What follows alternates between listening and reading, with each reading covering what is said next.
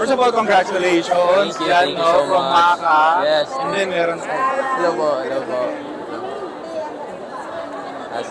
Ayan, from Maka, meron naman ulit tayo, Yes, Lolo. Mabuti of na course. meron kayong first ever teleserye. Yes, syempre super happy talaga and blessed na binigyan po ako ng malaking opportunity. Kahit ito po yung pinakaunang teleserye ko, ni-welcome po kami ng Lolong with open arms. And ang masasabi ko lang po is, gagawin ko po yung best ko talaga sa project na to. Sana po, I won't underestimate. Tapos meron kang kalabon dito. So Yes. How was it naman working with her? Yes, actually we just had our first taping day nung Friday. So, super happy talaga ng taping kasi grabe yung mga eksena namin. It's a scene na never ko pang nagawa sa buhay ko. Kasi unang kita pa lang namin, ma-action na agad. So, yan naman yung dapat yung abangan dito sa Lolong, guys, na like sinabi ni Kuya Ruru, yung Lolong Season 2, mas ma-action. Mabait ka ba dito? Or Mabait naman, yes. Makulit. Sobrang makulit. And working with other cast, veterans, Miss Jean, Miss Yes, Sir Jan. syempre yung parents ko din dito, si Miss Jan Marini and Sir Gerard. Grabe, napakabait talaga. Malaking pasasalamat ko sa kanila kasi grabe yung mga advices na binibigay nila sa akin and super down to earth talaga. Parang ang bilis naming naging close. Parang sa set sila na talaga yung magulang ko dito. So, I'm super blessed and thankful para sa kanila. Siyempre kay Kuya Mikoy, kay Kuya Ruru,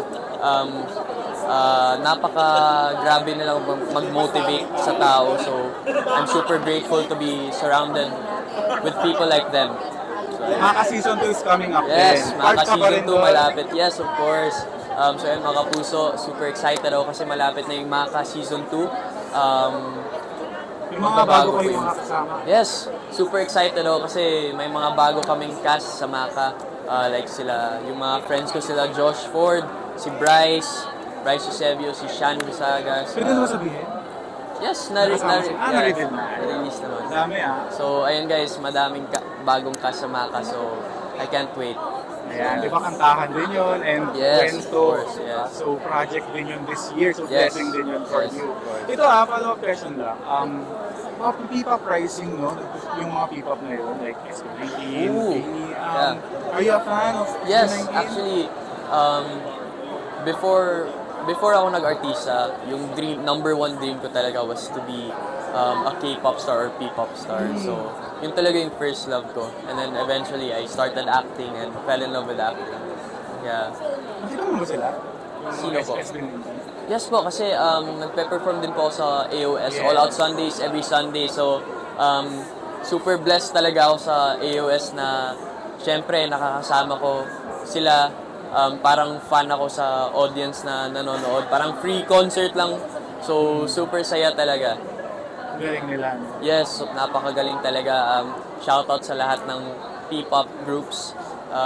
Yung pinsan ko pala is from a P-pop group which is 1621 BC. Oh, yes, So, wow. abangan niyo po sila kasi may bagong song sila na na-release. Wow. Invite Yes. everyone. Yes, mga kapuso, ako po si John Clifford and I'm inviting you all to watch Lolong Season 2. Malapit na po sa GMA Primetime, ang biggest adventure serye ng 2022. And ayun guys, it's coming this January 20. So hopefully abangan niyo po yung Lolong Season 2 kasi mas ma-action, mas malaki po yung pamilya namin dito. And of course, yung role ko din as Ricky. Thank you!